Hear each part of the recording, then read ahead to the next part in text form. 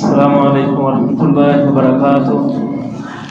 ان الحمد للہ نحمده ونستعینه ونستغفره ونعوذ باللہ من شرور انفسنا ومن سیئات اعمالنا من يهده الله فلا مضل له ومن يضلل فلا هادي له واشهد ان لا اله الا الله وحده لا شريك له واشهد ان محمدا عبده ورسوله اما بعد فان خير الحديث كتاب الله وخير الهدي هدي محمد صلى الله عليه وسلم وشر الامور محدثاتها وكل محدثة بدعة وكل بدعة ضلالة وكل ضلالة في النار۔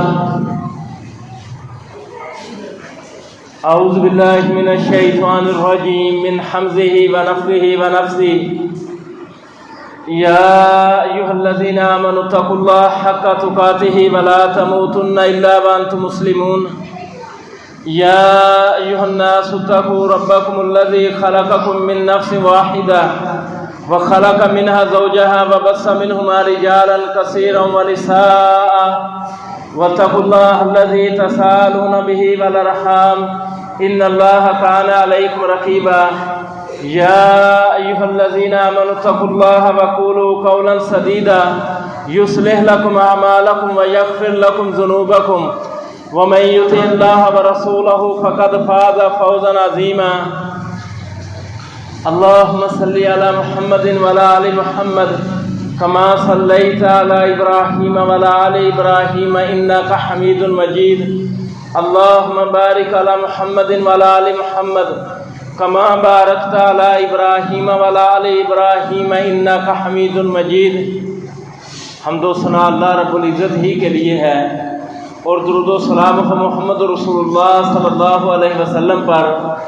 محترم بھائیوں، رسول اللہ صلی اللہ علیہ وسلم کا فرمان ہے کہ انا دعوت ابی ابراہیم، کہ میں اپنے باپ ابراہیم علیہ السلام کی دعا ہوں، و بشرا عیسیٰ، اور عیسیٰ علیہ السلام کی میں بشارت ہوں، اور میں اپنی ماں کا وہ خواب ہوں جو اس نے دیکھا تھا۔ اللہ کے نبی صلی اللہ علیہ وسلم نے یہ جو فرمایا ہے کہ میں اپنے باپ ابراہیم علیہ السلام کی دعا ہوں، تو قرآن مجید کے اندر اللہ تعالیٰ نے سورہ بقرہ میں ابراہیم علیہ السلام کی اس دعا کو بیان کیا ہے۔ اور ابراہیم علیہ السلام نے یہ دعا اس وقت کی تھی جب ابراہیم علیہ السلام اپنے بیٹے اسماعیل علیہ السلام کے ساتھ مل کر کعبہ کی بنیادوں کو کھڑا کر رہے تھے۔ اللہ نے فرمایا کہ وَإِذْ يَرْفَعُ إِبْرَاهِيمُ الْقَوَاعِدَ مِنَ الْبَيْتِ وَإِسْمَاعِيلُ، کہ جب ابراہیم اور اسماعیل علیہ السلام اللہ کے گھر کو بنیادوں سے کھڑا کر رہے تھے تو وہ کہہ رہے تھے ربنا تقبل منا انک انت السمیع العلیم، اے ہمارے رب ہماری اس نیکی کو قبول کر لے، بے شک تو سننے والی اور جاننے والی ذات ہے۔ اور کہہ رہے تھے ربنا وبعث فیہم رسولا، اے ہمارے رب ان کے اندر یعنی اسماعیل علیہ السلام کی نسل میں ایک رسول بھیج، یتلو علیہم آیاتک، جو تیری آیاتیں تلاوت کرے، لوگوں کے سامنے تیری آیات پڑھے، وَيُعَلِّمُهُمُ الْكِتَابَ وَالْحِکْمَةَ، اور انہیں کتاب و حکمت کی طرح تعلیم دے، وَيُزَكِّيهِمْ، اور ان کا تزکیہ نفس کرے، إِنَّكَ أَنْتَ الْعَزِيزُ الْحَكِيمُ، بے شک تو ہی غالب اور حکمت رکھنے والی ذات ہے۔ تھوڑی ہی یعنی آیتیں چھوڑ کر سورہ بقرہ کے اندر اللہ تعالیٰ نے اس کو اس طرح بیان کیا ہے کما ارسلنا فیکم رسولا، کہ جس طرح ہم نے تمہارے اندر ایک رسول بھیجا ہے، یتلو علیکم آیاتنا، جو ہماری آیتیں پڑھتا ہے، ویزکیکم ویعلمکم، اور وہ تمہارا تزکیہ کرتا ہے اور تمہیں کتاب و حکمت کی تعلیم دیتا ہے، وَيُعَلِّمُكُمْ مَا لَمْ تَكُونُوا تَعْلَمُونَ، اور تمہیں وہ کچھ سکھاتا ہے جو تم نہیں جانتے تھے۔ یعنی ان دونوں آیتوں میں جو سورہ بقرہ کے اندر آئی ہے کہ ایک جگہ اللہ تعالیٰ نے ابراہیم علیہ السلام کی دعا کو بیان کیا ہے، اور دوسری طرف جب ابراہیم علیہ السلام کی دعا 2000 سال بعد پوری ہوئی، اللہ کے نبی صلی اللہ علیہ وسلم کی مکہ کی وادی کے اندر بعثت ہوئی، تو اللہ تعالیٰ نے جو مقصد بیان کیا ہے ابراہیم علیہ السلام کی دعا کے اندر، پہلے تزکیہ نفس ہے، آخر میں تزکیہ نفس ہے، لیکن بعثت کے بعد اللہ کے نبی صلی اللہ علیہ وسلم کے بارے میں جو آیتیں آئی ہیں ان میں شروع میں تزکیہ نفس کا بیان کیا ہے، یعنی نبی کی ساری جد و جہد جو ہوتی ہے، ساری سرگرمیاں، ان کا محور اور مقصد وہ دراصل لوگوں کا تزکیہ ہوتا ہے، کیونکہ تزکیہ جو ہوتا ہے اصل چیز مقصد کی ہوتی ہے، وہ نبی کے سامنے شروع میں بھی ہوتا ہے، آخر میں بھی ہوتا ہے۔ شروع میں بھی نقطہ آغاز میں بھی وہ مقصد ہے، نقطہ اختتام میں بھی ہے۔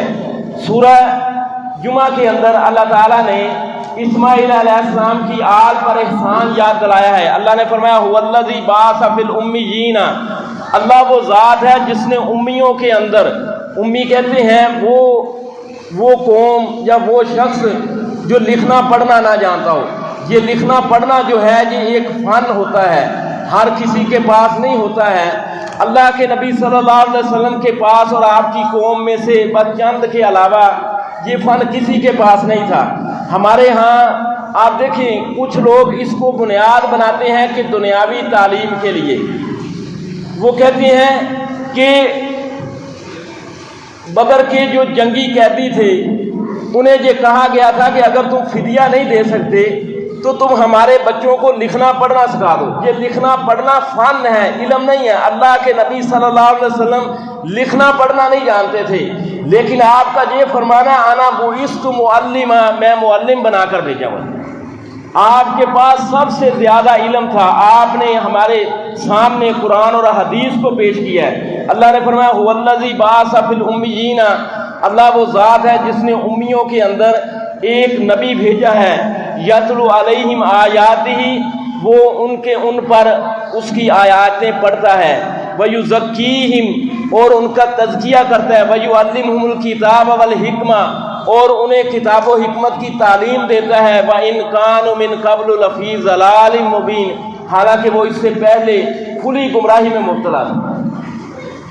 یعنی نبی کے سامنے شروع میں بھی تزکیہ ہوتا ہے، آخر میں بھی تزکیہ ہوتا ہے، اور یہ ہر نبی کی دعوت کا نقطہ اور مقصد ہوتا ہے۔ اللہ نے موسیٰ علیہ السلام کے بارے میں فرمایا کہ اذهب الى فرعون انه طغى، کہ اے موسیٰ فرعون کے پاس جا، وہ سرکش ہو گیا ہے، اور فقل هل لك الى ان تزكى، اور اس سے کیا ہے، کیا تیرے لیے ہے کہ تو پاک ہو، تو پاک ہو۔ اور قرآن مجید کے اندر اللہ تعالیٰ نے اس تزکیے کے ساتھ کامیابی کے وعدے، کامیابی کو بیان کیا۔ اللہ نے فرمایا قد افلح من تزکا، یقیناً وہ بندہ کامیاب ہو گیا ہے، وذکر اسم ربہ فصلی، جس نے اپنا تزکیہ کیا اور اپنے رب کے نام کو یاد کیا اور نماز پڑھی۔ یعنی یہ بات اس قدر یقینی ہے کہ یہ نہیں اللہ نے فرمایا کہ وہ کامیاب ہو جائے گا، یہ فرمایا کہ وہ یقیناً وہ بندہ کامیاب ہو چکا ہے جس نے اپنا تزکیہ کر لیا، اپنے رب کے نام کو یاد کیا اور نماز پڑھی۔ یعنی یہ ایسے ہی ہے جیسے ہم نے فجر کی نماز پڑھی ہے، اس میں تو کوئی شک نہیں ہے، یعنی لیکن عصر کی نماز ہم پڑھیں گے یا نہیں پڑھیں گے اس میں یقین نہیں ہے۔ اور اللہ نے کیا فرمایا قد افلح، یقیناً وہ بندہ کامیاب ہو چکا ہے جس نے اپنا تزکیہ کر لیا، اپنے رب کے نام کو یاد کیا اور نماز پڑھی۔ یعنی آپ کے پاس کوئی قابل اعتماد بندہ آئے اور آپ کو کہے کہ یہ کام اگر تم کر لو گے تو تم یقیناً کامیاب ہو چکے ہو، یہ نہیں کہ ہو جاؤ گے، یعنی یہ اس قدر بات یقینی ہے کہ تم کامیاب ہو جاؤ گے، اور پھر وہ قسمیں اٹھائے، اس پر قسمیں اٹھائے، تو اگر وہ بندہ قابل اعتماد ہے تو یقیناً آپ اس کی بات پر یقین کریں گے۔ اللہ نے فرمایا اپنے بارے میں وَمَنْ أَصْدَقُ مِنَ اللَّهِ قِيلًا، اللہ سے زیادہ بات کے لحاظ سے کون سچا ہے؟ یقیناً کوئی بھی نہیں ہے۔ اور اللہ تعالیٰ نے یہ انداز اختیار کیا قد افلح من تزکا، کہ یقیناً وہ بندہ کامیاب ہو چکا ہے، اور پھر قسمیں اٹھائی ہیں۔ سورہ شمس کے اندر اللہ تعالیٰ نے قسمیں اٹھائی ہیں، یعنی 11 قسمیں اٹھائی ہیں، والشمس وضحاها، سورج کی قسم اور اس کی دھوپ کی قسم، یہ پہلی قسم ہے۔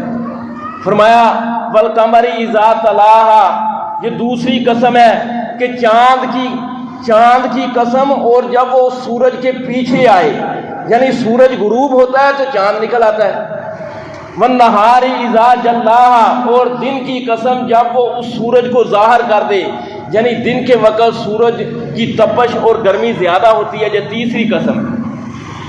واللیل اذا یغشاہا، اور رات کی قسم جب وہ سورج کو ڈھانپ دے، رات آتی ہے تو سورج کو گویا کہ اس نے ڈھانپ دیا ہے، یہ چوتھی قسم ہے۔ اور فرمایا والسمائی، اور آسمان کی قسم، وما بناہا، اور اس ہستی کی قسم جس نے اس کو بنایا، یہ دو قسمیں ہو گئی ہیں۔ والارض وما طحاہا، اور زمین کی قسم اور اس ذات کی جس نے اس کو بچھایا ہے۔ ونفس وما سواہا، اور انسان کے اس نفس کی قسم اور اس ذات کی قسم جس نے اس کو درست بنایا ہے۔ فَأَلْهَمَهَا فَجُورَهَا وَتَقْوَاهَا، اس ذات نے اس کو فجور اور تقوی اس کے اندر ڈال دیا۔ ہر بندہ جانتا ہے نیکی کیا ہے، برائی کیا ہے، کیونکہ اس کی فطرت کے اندر ہے۔ اللہ نے آگے فرمایا قد افلح من زکاہا، جس نے اس نفس کو پاک کر لیا یقیناً وہ کامیاب ہو گیا۔ ومن خاب من دساہا، اور جس نے اس کو مٹی میں دبا دیا، یعنی انسان کا ایک ضمیر ہے، یہ جب گناہ کرتا ہے تو انسان اسے ملامت کرتا ہے، اور اگر بندہ اس پر کان نہ دھڑے، نیکی کے رستے پر نہ چلے، اس کی آواز کو دباتا چلا جائے، تو اللہ نے فرمایا کہ یقیناً وہ بندہ ناکام و نامراد ہو گیا جس نے اس نے مٹی میں دبا دیا۔ لیکن اگر بندہ اس ضمیر کی آواز کو سنتا چلا جائے اور گناہ کو چھوڑ دے، اپنے رب کے ساتھ تعلقات کو مضبوط کر لے، تو اس کا نفس جو ہے وہ ایک وقت آتا ہے نفس مطمئنہ بن جاتا ہے، جس کے بارے میں اللہ نے فرمایا کہ فرشتے آتے ہیں، کہتے ہیں یا ایتھا النفس المطمئنہ، اے نفس مطمئنہ ارجعی الی ربک راضیۃ مرضیہ، تو نکل اس حال میں کہ تجھ سے تیرا رب راضی اور تو اس سے راضی۔ یعنی تزکیہ نفس اس قدر اہم ہے، لیکن ہمارے معاشرے کے اندر کچھ لوگوں نے یہ کام کیا ہے، وہ اس کی پرواہ نہیں کرتے ہیں، اس کو آزاد چھوڑا ہوا ہے، جو نفس چاہتا ہے اس کو اختیار کر لیتے ہیں۔ حالانکہ نفس کے بارے میں اللہ نے فرمایا کہ ان النفس لامارۃ بالسوء الا ما رحم ربی، یہ انسان کا نفس جو ہے یہ مٹی سے بنا ہے، یہ یعنی نیکی جو ہے، جو اللہ تعالیٰ کی تعلیم ہے، شریعت ہے، وہ تو آسمانوں سے آئی ہے، یہ مٹی سے بنا ہے تو مٹی کے ساتھ چمٹنا چاہتا ہے، یہ نیکی کے رستے پر نہیں چلنا چاہتا۔ نفس تو برائی کا حکم دیتا ہے، ہاں مگر جس پر میرا رب رحم کرے۔ اور بعض لوگوں نے یہ راستہ اختیار کیا کہ اس پر بہت زیادہ سختی کی ہے، یعنی انہوں نے اس کے لیے وہ چیزیں بھی حرام کر دی ہیں جن کی شریعت نے اجازت دی ہے۔ مثلا آپ دیکھیں کہ عیسائیوں کے بارے میں قرآن کہتا ہے کہ رہبانیت ابتدعوا ما كتبنا علیہ، اللہ نے فرمایا کہ رہبانیت، دنیا سے تعلق توڑ کر، جنگلوں کا رخ کر کے وہاں کٹیا بنا کر اللہ اللہ کرنا، یہ ہم نے ان پر فرض نہیں کی۔ نبیوں کا راستہ تو نکاح من سنتی فمن راغب عن سنتی فلیس منی، اللہ کے نبی نے فرمایا کہ نکاح میری سنت ہے، جس نے میرے اس طریقے سے روگردانی کی اس کا مجھ سے کوئی تعلق نہیں۔ اور یورپ کی آپ تاریخ کو پڑھ لیں تو آپ کو پتہ چلے گا کہ یورپ جب یہ عیسائی تھا، اب تو لادینیت کے رستے پر چل رہا ہے، یورپ کے لوگ نہاتے نہیں تھے، نہاتے نہیں تھے، یہاں تک کہ جوئیں پڑ جاتی تھی، اور وہ یہ سمجھتے تھے جو بندہ جس قدر زیادہ گندا اور مٹی میں آلودہ ہوگا اسی قدر وہ اللہ تعالیٰ کے قریب ہوگا۔ ایسا نہیں ہے کہ ہمارے ہاں ایسا نہیں ہے، ہمارے ہاں وہ ملنگ آپ کو بے شمار مل جائیں گے جو نہاتے نہیں ہیں، وہ انہوں نے موٹا سا کمبل اپنے کندھے پر ڈالا ہوتا ہے اور گلیوں میں پھر رہے ہوتے ہیں، لوگ سمجھتے ہیں جی اللہ تعالیٰ کے بہت زیادہ قریب ہیں۔ حالانکہ اللہ کے نبی صلی اللہ علیہ وسلم کا فرمان ہے کہ الطہور شطر الایمان، یہ طہارت جو ہے یہ نصف ایمان ہے، اور یہ ہمارا نفس جو ہے یہ ایسا بھی نہیں ہے کہ ہم اس کو پاک کرتے کرتے ہم اسے مار دیں، یعنی یہ ہمارا نفس جو ہے یہ ہمارے پاس اللہ تعالیٰ کی امانت ہے، اسی وجہ سے شریعت کے اندر خودکشی حرام ہے، خودکشی حرام ہے۔ اس کی اصلاح کے لیے اللہ تعالیٰ نے نبی بھیجے ہیں، وہ نبی بتلاتے ہیں کہ اس کی اصلاح اس انداز سے کرنی ہے، یعنی یہ ہماری پسند ناپسند سے اس کا تعلق نہیں ہے کہ ہم کہیں جی کہ ہم اس انداز سے اپنے نفس کی اصلاح کر لیں گے۔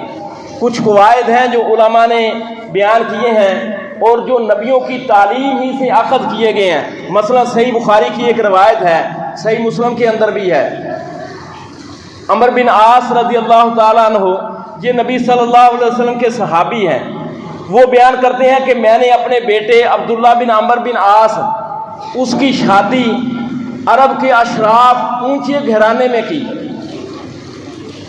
اور آج 15 دن گزر گئے، اللہ کے نبی صلی اللہ علیہ وسلم کے پاس وہ 15 دن بعد شکایت لے کر آئے ہیں اپنے بیٹے کی کہ اے اللہ کے نبی صلی اللہ علیہ وسلم، میں نے اپنے بیٹے کی شادی کی ہے اور آج 15 دن گزر گئے ہیں، اور میں اپنی بہو کے پاس جاتا ہوں اور اس سے پوچھتا ہوں کہ میرا بیٹا، اس کا تیرے ساتھ کیسا رویہ ہے، تو میری بہو کہتی ہے کہ تیرا بیٹا بڑا نیک ہے، لیکن آج 15 دن گزرنے کے باوجود وہ میرے ساتھ سویا نہیں ہے۔ نبی صلی اللہ علیہ وسلم نے عبداللہ بن عمر بن عاص رضی اللہ تعالیٰ عنہ کو بلایا اور فرمایا کہ عبداللہ، میرے پاس تمہاری یہ خبر پہنچی ہے کہ تو دن کو روزے رکھتا ہے، رات کو اللہ کے ہاں قیام کرتا ہے۔ عبداللہ بن عمر بن عاص رضی اللہ تعالیٰ عنہ نے کہا کہ ہاں اللہ کے نبی صلی اللہ علیہ وسلم ایسا ہی ہے۔ آپ نے فرمایا ایسا نہ کر، وَإِنَّ لِرَبِّكَ عَلَيْكَ حَقًّا، تجھ پر تیرے رب کا بھی حق ہے، تجھ پر تیری بیوی کا بھی حق ہے، تجھ پر تیرے اس نفس اور تیری ان آنکھوں کا بھی حق ہے، ہر حق والے کو اس کا حق دے۔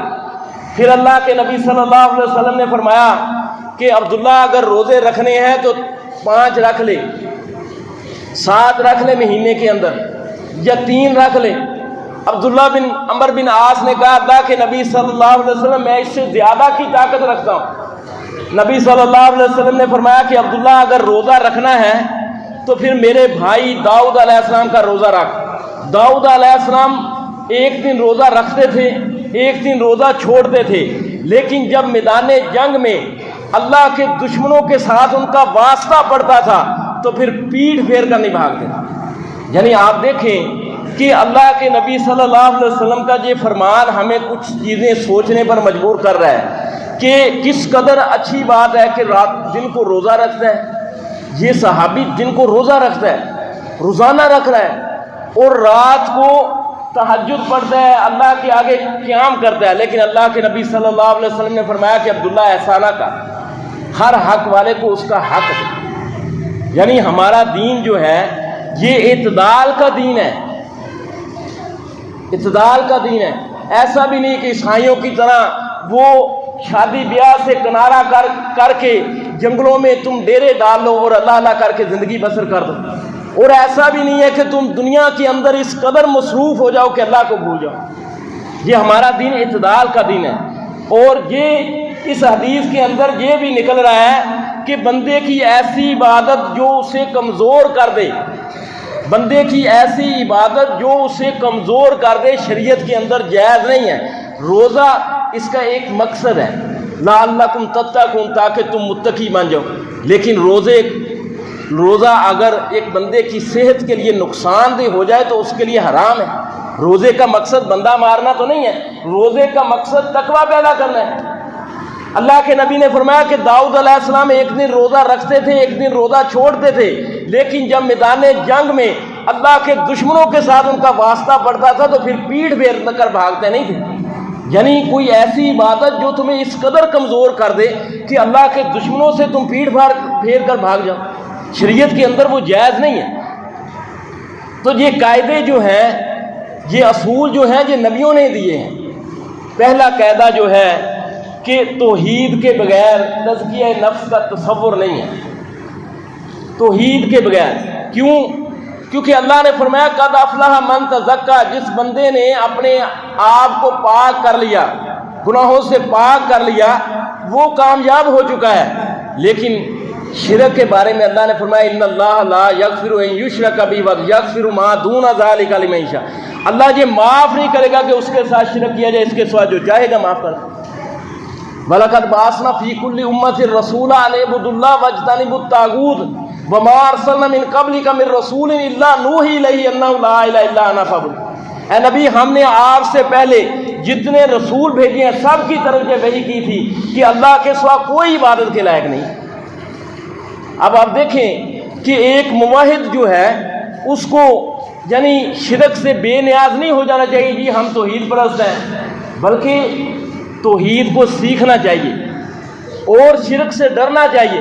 امام الموحدین ابراہیم علیہ السلام کے بارے میں اللہ تعالیٰ نے قرآن مجید کے اندر ان کی ایک دعا نقل کی ہے کہ وہ دعا کیا کرتے تھے وَجْنُبْنِي وَبَنِيَّ أَن نَعْبُدَ الْأَصْنَامَ، کہ اے میرے رب مجھے اور میری اولاد کو، میرے بیٹوں کو اس بات سے بچا لیجئے کہ ہم بتوں کی عبادت کریں۔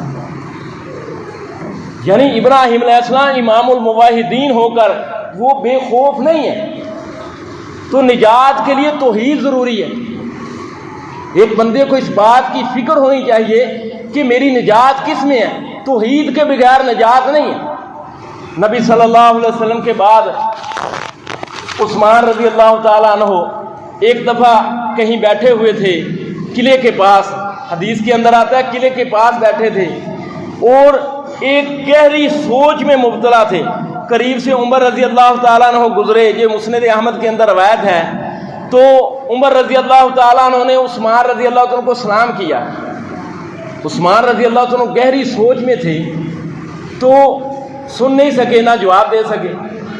عمر رضی اللہ تعالیٰ عنہ ابو بکر رضی اللہ عنہ کے پاس چلے گئے کہ آج میں نے اپنے بھائی عثمان کو سلام کیا اور عثمان نے میرے سلام کا جواب نہیں دیا۔ ابو بکر رضی اللہ تعالیٰ عنہ عمر رضی اللہ عنہ کے پاس آئے، وہ ساتھ لے کر عثمان کے پاس آئے اور عثمان سے کہا کہ آپ کے بھائی نے آج آپ کو سلام کیا ہے اور آپ نے جواب نہیں دیا۔ تو عثمان رضی اللہ تعالیٰ نے کہا کہ مجھے تو پتہ ہی نہیں ہے، مجھے تو اس بات کا احساس ہی نہیں ہوا کہ میرا بھائی میرے پاس سے گزرا ہے، اور یہ کیسے ہو سکتا ہے کہ میرا بھائی میرے پاس سے گزرے اور مجھے سلام کرے اور میں سلام کا جواب نہ دوں۔ ابو بکر رضی اللہ تعالیٰ عنہ نے فرمایا کہ عمر عثمان صحیح کہہ رہے ہیں، یہ کسی گہری سوچ میں تھا۔ یعنی نبی صلی اللہ علیہ وسلم کے بعد یہ صحابی عثمان جو عشرہ مبشرہ میں سے ہے، کئی ایسے مواقع آئے کہ اللہ کے نبی صلی اللہ علیہ وسلم نے کہا کہ عثمان آج کے بعد تو جو چاہے کرے، جو چاہے کرے، تجھے اللہ تعالیٰ نے معاف کر دیا۔ بدری صحابی ہے، لیکن وہ سوچ کیا تھی؟ ابو بکر رضی اللہ تعالیٰ عنہ سے کہنے لگے کہ اللہ کے نبی صلی اللہ علیہ وسلم اس دنیا سے چلے گئے ہیں اور ہم ایک بات پوچھنے سے رہ گئے، ایک بات ہم پوچھ نہیں سکے، وہ کیا تھی کہ اللہ کے نبی صلی اللہ علیہ وسلم نجات کس بات میں؟ تو ابو بکر رضی اللہ تعالیٰ نے فرمایا کہ میں نے پوچھا تھا، وہ بات یہ تھی کہ اللہ کے نبی نے فرمایا من قبل منی الکلمہ، جس بندے نے مجھ سے وہ کلمہ لے لیا ارستُ علی امی، جو میں نے اپنے چچا ابو طالب پر پیش کیا تھا اور اس نے اس کو رد کر دیا تھا، فہی لہ النجات، وہ اس کے لیے نجات ہے۔ وہ کلمہ کیا ہے؟ لا الہ الا اللہ۔ اس لیے میرے بھائیوں توحید سے بے نیاز مت ہو، فَعْلَمْ أَنَّهُ لَا إِلَهَ إِلَّا اللَّهُ وَاسْتَغْفِرْ لِذَنبِكَ، اللہ نے فرمایا کہ لا الہ الا اللہ کو جان لو اور پھر استغفار کرو، پھر استغفار کرو، تمہارے گناہوں کو اللہ معاف کر دے۔ یا ابن آدم، حدیث قدسی ہے، یا ابن آدم، اے آدم کے بیٹے، جب بھی تو پکارے مجھے پکارے، جب بھی تو امید وابستہ کرے مجھ سے امید وابستہ کرے، لا اغفر لک علی ما کان منک، تو میں تمہارے گناہوں کو معاف کرتا رہوں گا چاہے وہ آسمان کی چھت کے اوپر تک چلے جائے۔ یعنی توحید اس قدر عظیم نعمت ہے۔ دوسرا تزکیہ نفس کے لیے دوسری چیز جو ہے وہ رسول اللہ صلی اللہ علیہ وسلم کی سنت ہے۔ آپ کا ہر عمل اللہ کے نبی صلی اللہ علیہ وسلم کے طریقے پر ہو۔ کیوں؟ بدعتی بندے کا اللہ کوئی عمل قبول نہیں کرتا۔ عاملۃ ناصبہ تصلی نارا حامیہ، اللہ نے فرمایا کہ عمل کر کر کے کچھ لوگ ہوں گے جو تھک گئے ہوں گے، لیکن اس کے باوجود وہ جہنم کی بھڑکتی ہوئی آگ میں داخل ہوں۔ من یطع اللہ ورسولہ فقد فاز فوزا عظیما، اللہ نے فرمایا جو اللہ اور اس کے رسول کی اطاعت کرتا ہے وہ اس کو بڑی کامیابی نے اس نے پا لیا، بڑی کامیابی۔ یعنی آپ دیکھیں عید کا دن ہو اور عید کے دن اگر کوئی بچہ آپ سے کہے کہ دیکھو جی میرے پاس یہ 5-5 ہزار والے نوٹ ہیں اور یہ 1000 والے ہیں، اس قدر مجھے عیدی ملی ہے، تو آپ یہ سوچیں گے کہ اس بچے کا جو باپ ہے، جو سرپرست ہے، وہ کوئی مالدار ہے، وہ ڈاکٹر ہے، انجینئر ہے، یا کسی مل کا مالک ہے، اس نے اس قدر اسے عیدی دی ہے، تو اللہ یعنی دینے والے کو دیکھا جاتا ہے۔ تو اللہ کیا فرما رہا ہے، من یطع اللہ ورسولہ فقد فاز فوزا عظیما، جو بندہ اللہ اور اس کے رسول کی اطاعت کرتا ہے اس نے بڑی کامیابی حاصل کر لی، یعنی اسے تو گویا کہ عید مل گئی۔ امام مالک رحمہ اللہ کہا کرتے تھے کہ السنت کالسفینۃ نوح، یہ جو نبی صلی اللہ علیہ وسلم کی سنت ہے یہ نوح علیہ السلام کی کشتی ہے، یعنی یہ جو دنیا ہے یہ دنیا سمندر کی طرح ہے، اور اس سمندر کو ہر کسی نے عبور کرنا ہے، جو اس دنیا میں آیا ہے اس نے اس سمندر کو عبور کرنا ہے، لیکن کچھ لوگ ہیں اور لوگوں کی اکثریت ہے وہ اپنی من مرضی سے چاہتے ہیں کہ ہم تیر کر اس کو عبور کر لیں گے۔ تیر کر میرے بھائیوں جو عبور ہونے والی دنیا نہیں ہے۔ اللہ کے نبی اللہ تعالیٰ اپنے نبی دنیا میں اس لیے بھیجتا ہے کہ وہ اس سنت کی کشتی کا لوگوں کو پتہ بتلائیں۔ امام مالک نے فرمایا کہ یہ سنت جو ہے یہ نوح علیہ السلام کی کشتی کی طرح ہے، جو اس کشتی کے اندر سوار ہو گیا وہ نجات پا گیا، اور جو اس کشتی سے پیچھے رہ گیا وہ ڈوب جائے گا۔ یعنی ایک تزکیہ نفس کے لیے یہ ضروری ہے کہ بندہ اس بات کو تلاش کرے کہ اللہ کے نبی صلی اللہ علیہ وسلم کا راستہ کون سا۔ تیسرا یہ ہے کہ دعا کرے، اپنے لیے دعا کرے، کیونکہ دعا جو ہے یہ ہر خیر کی چابی ہے، ہر خیر کی چابی ہے۔ اللہ کے نبی صلی اللہ علیہ وسلم نے فرمایا کہ یہ جو وہ لوگوں کے دل ہیں یہ اللہ تعالیٰ کی 2 انگلیوں کے درمیان ہے، اللہ تعالیٰ جیسے چاہتا ہے پلٹاتا ہے۔ اللہ کے نبی صلی اللہ علیہ وسلم دعا کیا کرتے تھے، یا مقلب القلوب ثبت قلوبنا علی طاعتک، اے دلوں کو پھیرنے والی ذات ہمارے دل جو ہیں وہ اپنی اطاعت میں پھیر دے۔ ربی اعنی علی ذکرک و شکرک و حسن عبادتک، یعنی یہ ہر نماز کے بعد اللہ کے نبی صلی اللہ علیہ وسلم دعا کیا کرتے تھے کہ اے اللہ ہم تجھ سے اپنے ذکر، تیرے شکر اور تیری اچھی عبادت پہ مدد طلب کرتے ہیں۔ لا حول ولا قوت الا باللہ، یہ ذکر کس لیے کہ نہ ہے نیکی کرنے کی طاقت اور گناہ سے بچنے کی قوت مگر اللہ کی توفیق کے ساتھ۔ اللہ تعالیٰ توفیق دے دے تو یہ بار بار مانگنے کی چیز ہے۔ یہ نماز کے اندر ہمیں یہ کیوں کہا گیا فاتحہ پڑھو، اہدنا الصراط المستقیم، اے اللہ ہمیں سیدھے راستے پر چلا۔ جہاں سیدھا راستہ مانگنا وہاں استقامت مانگنا ہے۔ اور تزکیہ نفس کے لیے ایک اور چیز ہے، وہ قرآن ہے۔ قرآن ہدایت کا سرچشمہ ہے۔ اللہ نے فرمایا یا ایھا الناس قد جاءتکم موعظۃ من ربکم، اے لوگو تمہارے پاس تمہارے رب کی طرف سے نصیحت آ چکی ہے، وشفاء لما فی الصدور، اور وہ چیز آ چکی ہے جو دلوں کے لیے شفا ہے۔ قرآن جہاں بدن کے لیے شفا ہے وہاں دل کی بیماریوں کے لیے بھی شفا ہے۔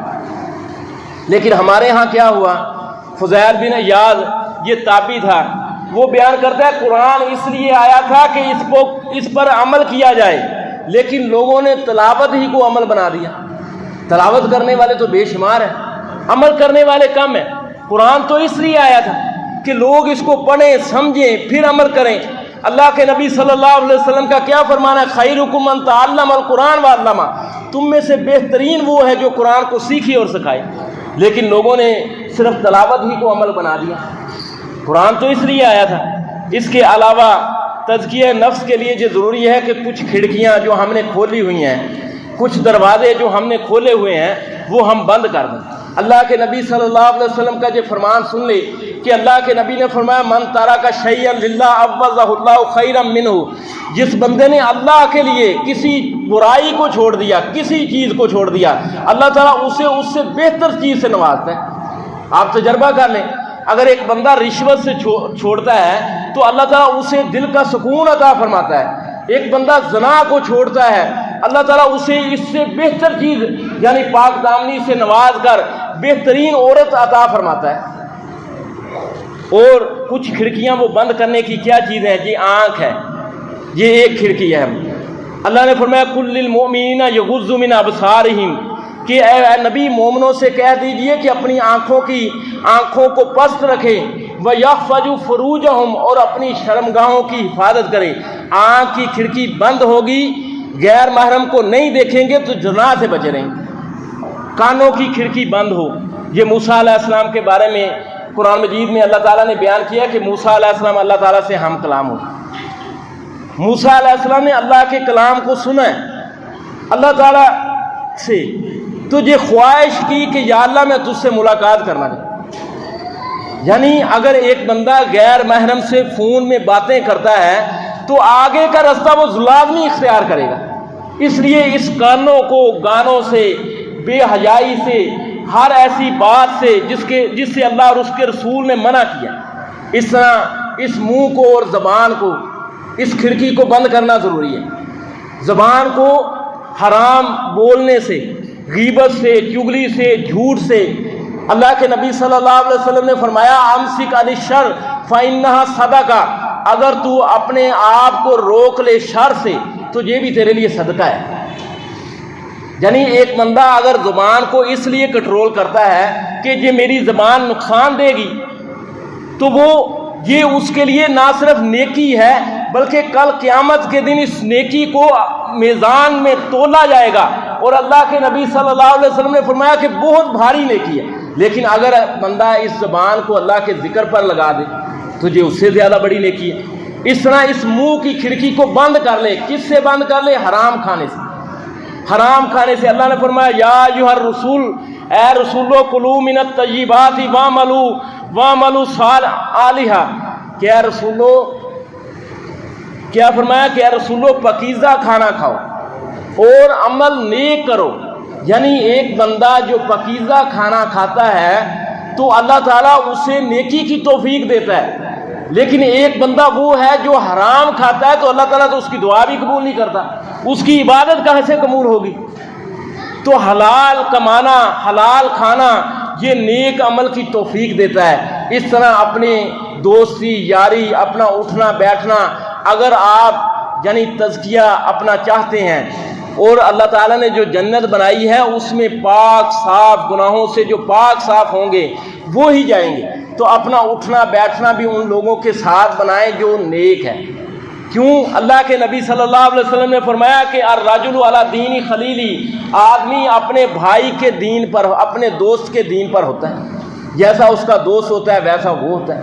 کیوں؟ انسان کا ہر عمل متعدی ہے، وہ دوسرے سے تاثر قبول کرتا ہے. آپ نہیں جانتے کہ ایک مجلس سے آپ گزر رہے ہیں، لوگ ہنس رہے ہیں، آپ نہیں جانتے کیوں ہنس رہے ہیں، لیکن آپ کے چہرے پر مسکراہٹ آ جائے گی. اور اگر لوگ رو رہے ہوں، آپ نہیں جانتے یہ کیوں رو رہے ہیں، لیکن آپ کا چہرہ روحانسا ہو جائے گا. قرآن مجید کے اندر اللہ تعالیٰ نے جہنمی کے بارے میں بیان کیا کہ جہنمی کہے گا یا لیتنی لم اتخذ فلانا خلیلا، کہ کاش میں نے فلاں کو دوست نہیں بنایا ہو. تزکیہ نفس کے لیے ایک اور چیز ضروری ہے کہ بندہ ہر وقت اپنی موت کو یاد رکھے.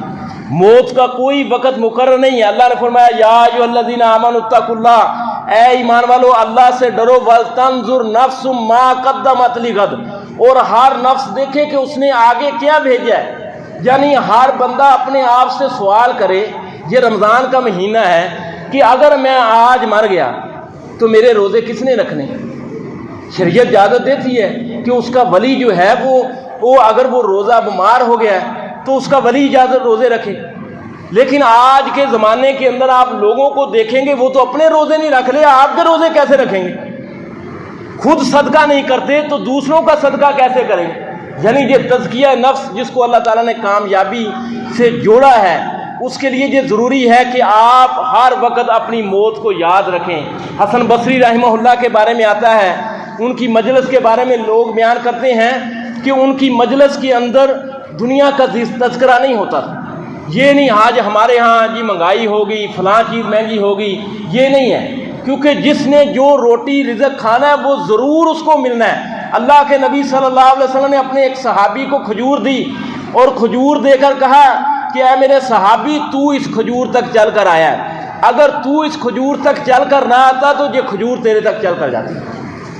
یعنی کس قدر یقین سے اللہ کے نبی صلی اللہ علیہ وسلم تقدیر میں جو رزق آپ کا لکھا ہے اللہ تعالیٰ نے آپ کو دے کر ہی موت دینی ہے، لیکن اصل چیز فکر کرنے کی وہ موت ہے اور موت کی تیاری ہے۔ اللہ تعالیٰ سے دعا ہے وہ بات کو سمجھنے اور عمل کرنے کی توفیق عطا فرمائے۔